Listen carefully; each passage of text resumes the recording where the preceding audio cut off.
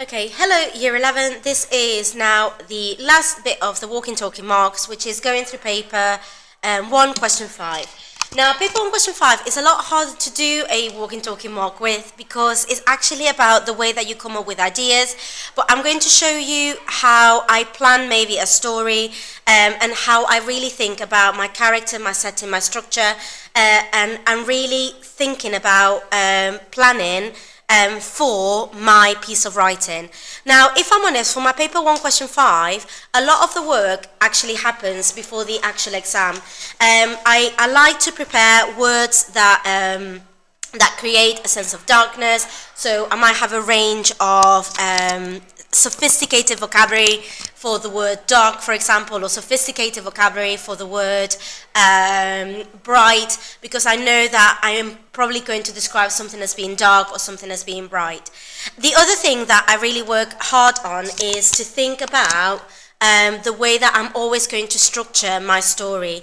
I like to keep it simple. It doesn't have to be a story on an epic journey. It's about writing in detail. It's about writing with a lot of description, with similes, with metaphors, rather than necessarily writing about loads of things happening. So I try to keep my the plot of my story, really basic. Now, here I've got the question that I'm being given. So it says, write a description of a mysterious place as suggested by this picture, or write a story about an event that cannot be explained. Now, one of the things that I've been doing a lot of Gothic writing at the moment. So that's kind of what inspired me in terms of doing this question. I'm probably going to do the write a story about an event that cannot be explained, but I am actually going to also use the picture to give me a few ideas in terms of the way that I can describe my story. Now, when it comes to planning for paper 1 question 5, I try to keep it really simple. The first thing that I do is I write a summary of my story, but like in one sentence. I try to think about what's going to happen. So my story is going to be about a girl that disappears. Sorry, I can't spell disappears at the moment. So a girl that disappears, okay, whilst visiting her parents' grave. So I'm literally keeping it really simple. So a girl is going to disappear whilst visiting her parents' grave. So actually, why I like doing this is because it gives me an opportunity to really describe the setting, the weather, describe the girl in some detail, rather than actually having some monumental event. Now, the next thing that I do when planning my story is I plan my character, I plan the setting, and I plan the event. And I try to think a few things about what is going to happen in my story. So I'm going to have a young girl, so it's going to be a young girl. Now, because I want to create a creepy kind of setting, I might suggest that she is maybe a vampire. I might make her into a vampire, actually. She got turned into a vampire when she was young, and I'm going to give hints about her being a vampire. I might not say that she's a vampire at all. Now, for my setting, I am going to use the picture to give me kind of ideas. So it's going to be a haunted or scary forest, and there's going to be that gate, and there's going to be actually a lot of like fog, so then the girl can disappear. That is going to be my event, my setting, sorry. And then for my event, the girl disappears in the fog. Okay, And that will create, and that answers the idea of an event that cannot be explained. So how did the girl disappears? Now, because I'm thinking about my structure, I'm going to have the idea of the fog, so I need to introduce the fog at the beginning, but also I'm going to talk about, at the beginning of the story, the girl entering through the gate and locking it, and then I might repeat that also at the end of my story. So I start to think actually about trying to create that cyclical structure. The way that I plan my stories is I always use the same structure, and that's because it makes it easier for me. It helps me. That's the way that I write. You will have your own ways of writing. So when I write, I always start with describing the weather and the setting.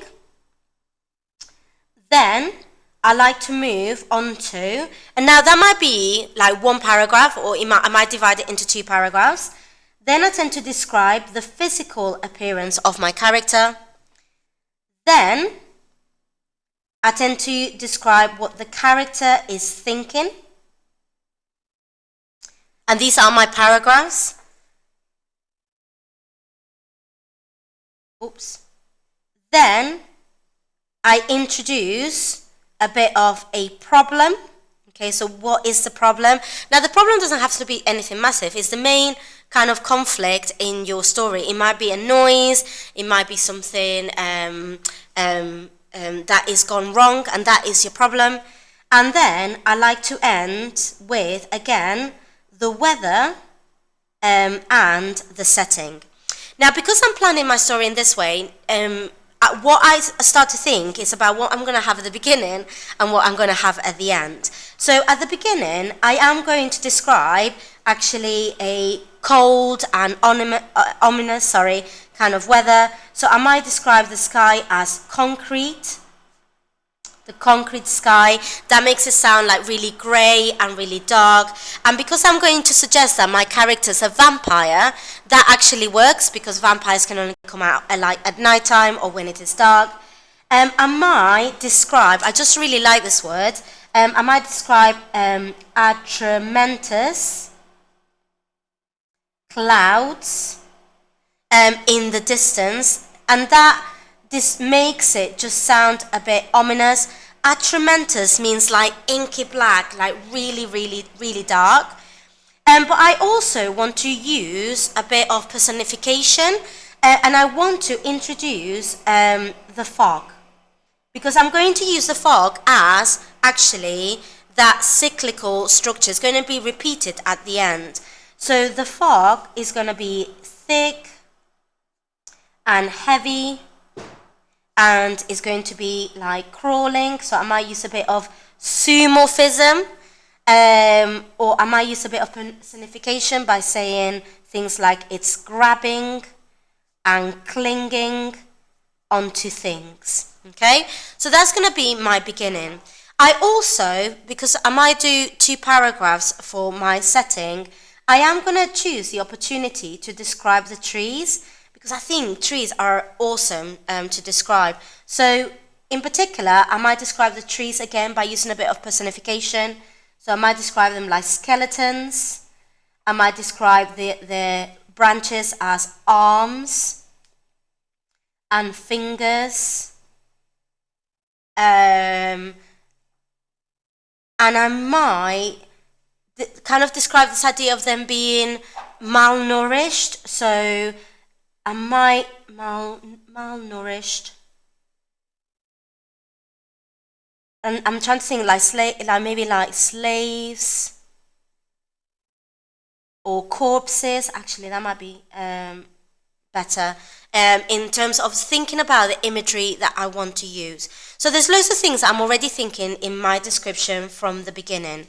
So I have techniques, I have ideas. Now, when it comes to my young girl enters the scene, I want to describe her rather than say what she is. So I might actually will use the word young girl, so I am going to say that. And I want to give hints about her appearance. So I want to create a bit of like a fairy tale, mystical setting around her or description around her. So I might actually use this idea of her being dressed in red. So you've got, she's being swallowed by her red coat. Now this kind of suggests that her clothes are too big on her, okay? And I want to do this because if she's been a vampire that she's been turned early, she's never fully grown into her clothes. Again, I'm going to do that by describing her soft leather shoes, and that these shoes are maybe a bit slightly too big.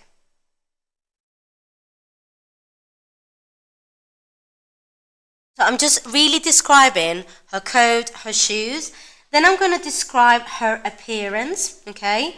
So because I want to do this fairy tale kind of description, I might talk about her skin as white as snow. So we've got a bit of Red Riding Hood, then we've got a little bit of Sleeping Beauty there. But I'm saying this because she hasn't seen daylight.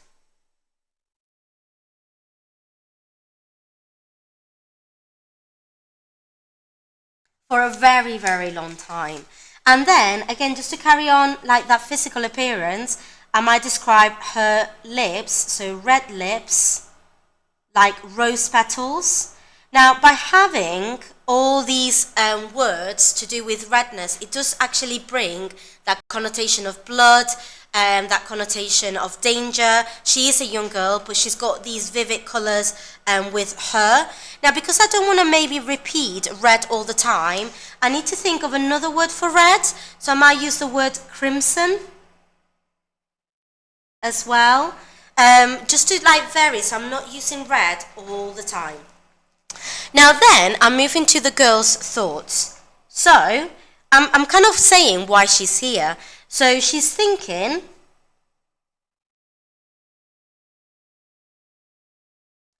about her parents and the day she was turned. And maybe she's quite sad, so I'm just putting sad, angry, and she had to watch maybe her parents die. She watched from a distance her parents age. Okay? Now, in this moment here, as she's thinking, this is when she's going to step through the gate,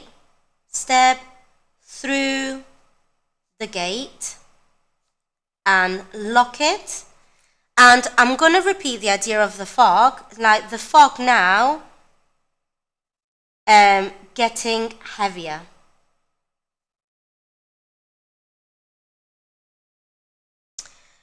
Now, the problem is going to be kind of this idea of her visiting the grave.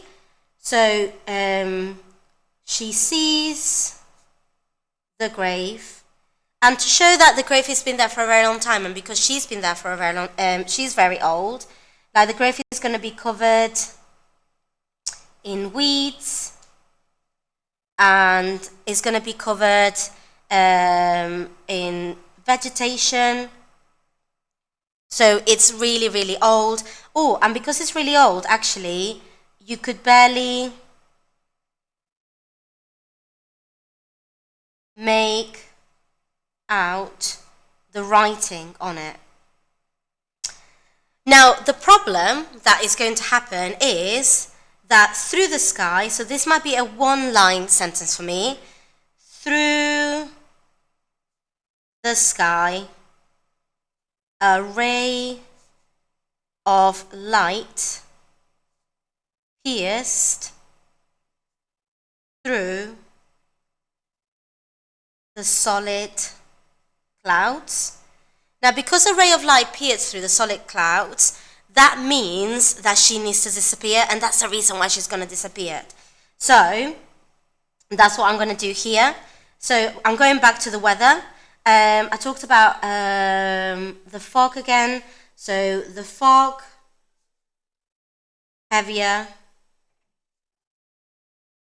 and heavier. The light fighting through.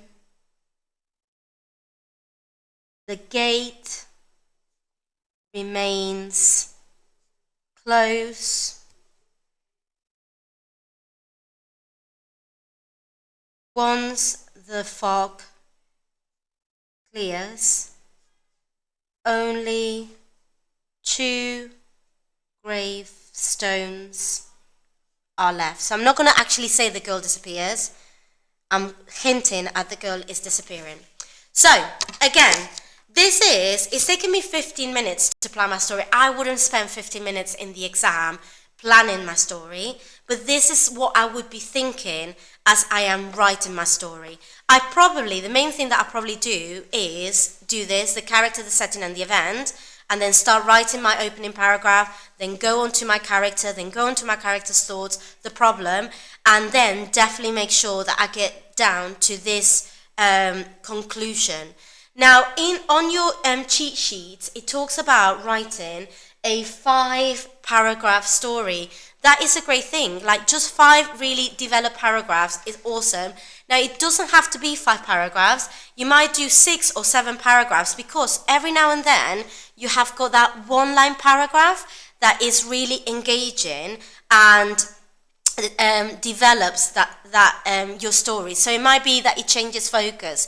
So for example, here for me, it might be if I go towards the end, she's standing in front of the gravestones, but then all of a sudden a ray of light breaks through the clouds. Now, because she's a vampire, she needs to escape, and that's why I have that as a one-line paragraph, is the focus of that moment. And then it goes back to the fog, it goes through the light fighting, the fact that it becomes daytime or daylight breaks through, and she has to disappear through the fog, or the fog carries her away. It's up to you how you want to write it.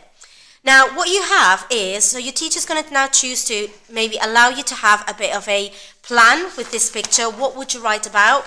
So you can have 10 minutes to plan for that. Or, as you know, you have got a unseen paper 1 question 5 on Thursday to be able to actually practice writing for 45 minutes a really, really good story.